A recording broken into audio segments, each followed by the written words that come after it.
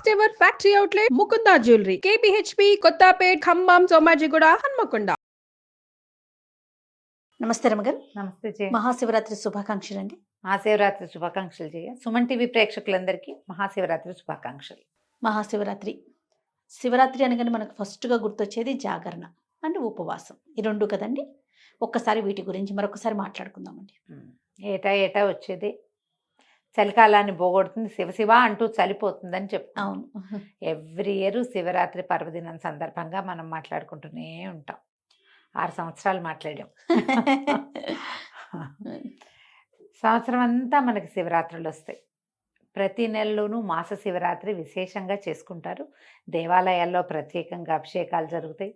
శివ పంచాయతన పూజ అలవాటు ఉన్న వాళ్ళందరూ కూడా తప్పకుండా చేసుకుంటారు. కార్తీక మాసంలో రోజువారీ అభిషేకం చేసుకునే వాళ్ళు కార్తీక మాసం అంతా చేస్తారు. కార్తీక మాసంలో వచ్చేటువంటి మాస శివరాత్రిని కూడా విశేషంగా చేసుకుంటాం. కార్తీకం వెళ్ళాక, మార్గశిరం వెళ్ళాక, మాఘం కూడా వెళ్ళిపోతూ ఉండగా ఈయన వస్తాడు ఇప్పుడు పరమేశ్వరుడు. మళ్ళీ ఇంకొకసారి ఈ శివరాత్రికి ఏంటంటే ఎవరైనా సరే ఒక్క మాట నమశివాయ అన్నా చాలు, ఒక్క బిల్వదళం స్వామి మీద పరమేశ్వరుడి మీద వేసినా చాలు, ఒక్క చిన్న చెంబెడి తీర్థము లేకపోతే 3 ఉద్ధరణల తీర్థం, ఒక్క పురుషుడు నీళ్ళైనా పరమేశ్వరుడికి అర్పించిన వాడికి కైవల్యం వస్తుందని చెప్తారు. అంత అద్భుతమైన పర్వదినం ఇది. నువ్వేం చేశావు అని కాదు, నువ్వు చేసింది ఏదినా ఆ రోజునున్న గొప్పతనం ఏమిటి అనేది ఇంపార్టెంట్ మీద.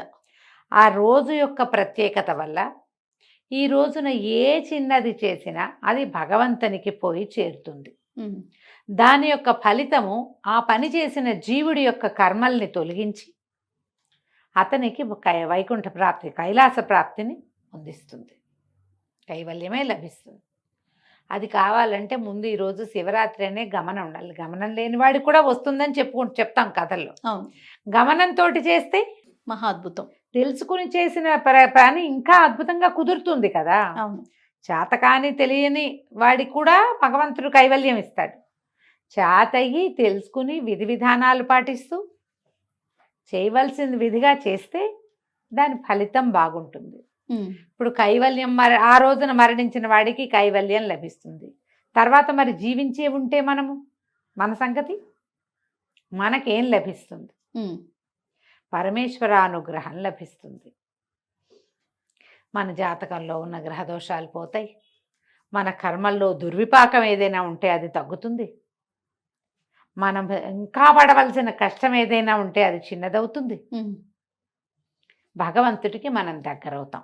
దానికోసమని మనం ఇట్లా పర్వదినాలు వచ్చినప్పుడు ప్రత్యేకంగా చెప్పుకుంటాం.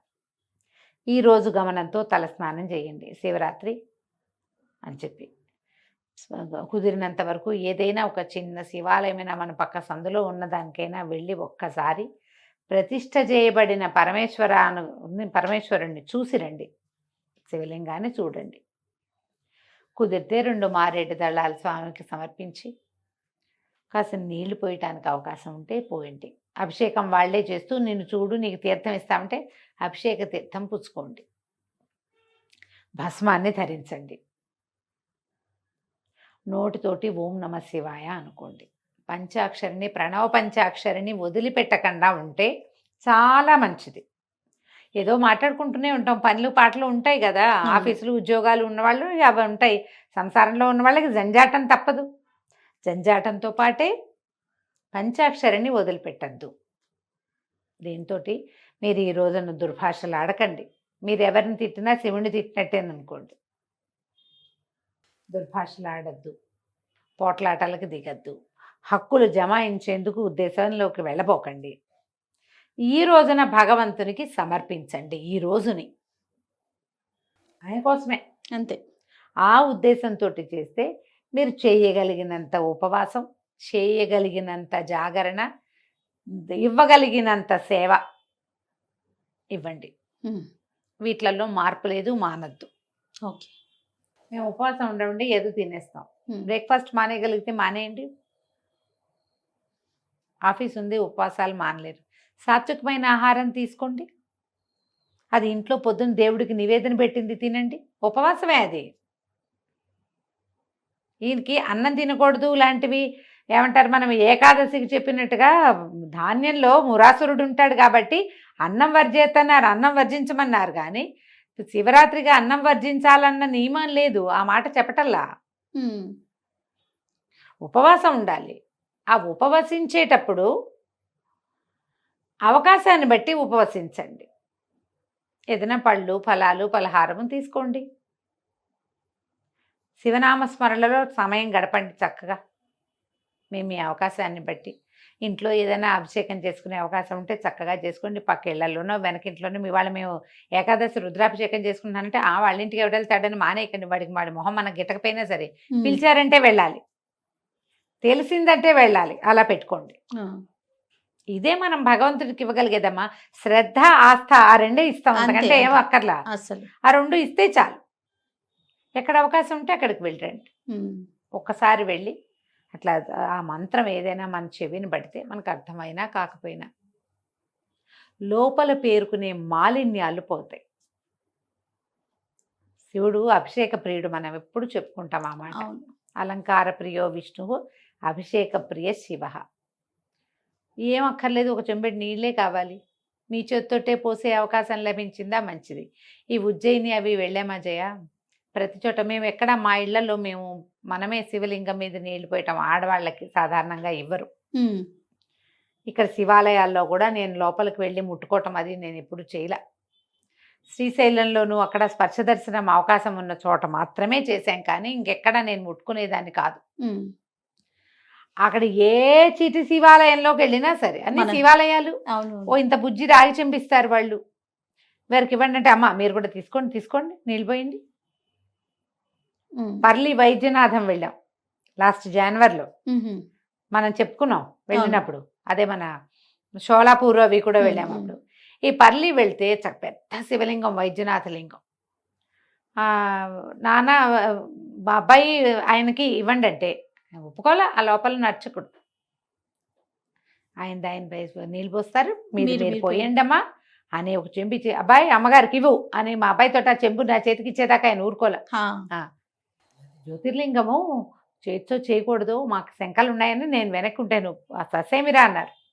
పోయండి అమ్మా, ప్రణవ పంచాక్షరి చేసుకుంటూ వాళ్ళు రుద్రం చదువుతున్నారు, ఈయన చదువుతారు రుద్రం, అది నడుస్తుంది. నా దారిని నేను పోసుకున్నాను అనమాట నీళ్ళు.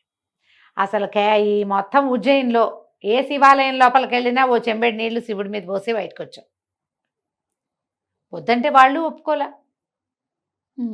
అక్కడ అలాంటి పద్ధతి ఉంది, మన దగ్గర ఆ విధానం లేదు. స్వయంగానే అభిషేకం చేసుకోవాలనే అనుకోకండి, అవకాశాన్ని బట్టి. మన దేవాలయాల్లో ఇక్కడ విధానం అర్చకుడిని అభిషేకం చేస్తారు. చూసి తరించండి అమ్మా చాలు, చూసినా చాలు. చూసి ఆ అభిషేక తీర్థం తీసుకుంటే అది కూడా సరిపోతుంది. మీ ఇంట్లో అవకాశం ఉంటే చూడండి, పక్కింట్లో దొరికితే లభిస్తే చూసుకోండి, లేకపోతే దేవాలయాలకు వెళ్ళే అవకాశం ఉంటే చూడండి. ఇవేవి లభించలేదు, టీవీలో చూడండి, హాయిగా ఉజ్జయినితో సహా అన్నీ చూపిస్తారు. అవును, అన్ని జ్యోతిర్లింగాల్లోనూ దర్శనం వస్తుంది. చక్కగా కూర్చుని చూసుకోండి హ్యాపీగా. సాధ్యమైనంత తక్కువ భుజించండి, పూర్తిగా మానేస్తే మరీ మంచిది. మారేడు దళాలు దొరికితే వాటితో అర్చించుకోండి.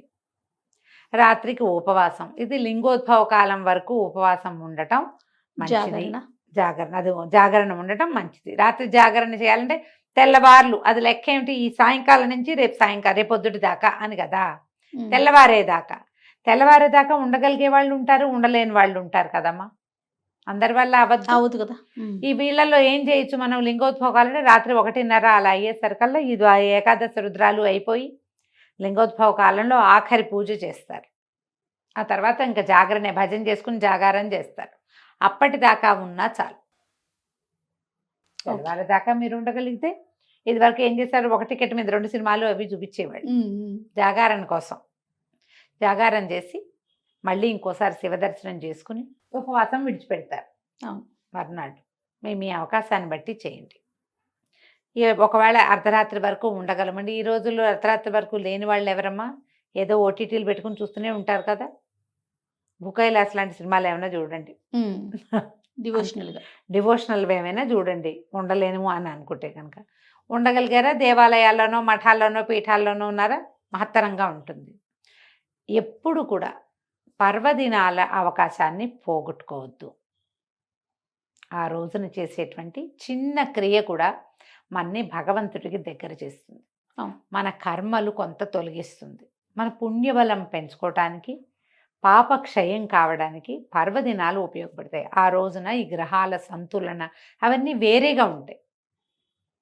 లేకపోతే ప్రత్యేకంగా ఈ రోజు ఎందుకు, శివరాత్రి ఎప్పుడైనా చేసుకోవచ్చు కాదు అవును కదా. పైగా ఇవాళ మన బర్త్డే అనుకో, సండే సెలబ్రేట్ చేసుకుంటున్నాం మనం. ముందొచ్చే సండే సెలబ్రేట్ చేసేసుకుంటాం. సెలబ్రేషన్కి కావాలి. పర్వదినాలు అట్లా కాదు కదా. ప్రత్యేకంగా ఈ సందర్భంలో, ఈ సమయంలో ఈ గ్రహాలు, ఈ నక్షత్రాలు, ఈ చంద్రుడు ఇలా ఉండటం, సూర్యుడు ఇలా ఉండటం, ఇవన్నీ లెక్క కదా. ఉన్నప్పుడు మీకు ప్రకృతి అంతా అనుకూలంగా ఉందని కదా అర్థము. అలాంటప్పుడే మనం పూజ, మన ఉపవాసం అప్పుడు చేయాలి.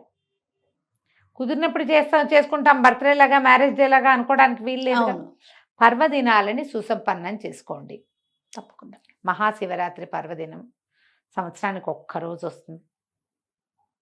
ఈ రోజున మీరు చేయగలిగినంత దానం చేయండి, చేయగలిగినంత శివధ్యానం చేయండి, చేయగలిగిన దర్శనం చేసుకోండి. ఏది మానకండి. ఓకే, వీటిలలో అన్నిటినీ ఏదో ఒకటి కొంచెమైనా అవకాశాన్ని బట్టి చేసుకోండి. నమస్తే. నమస్తే జయ.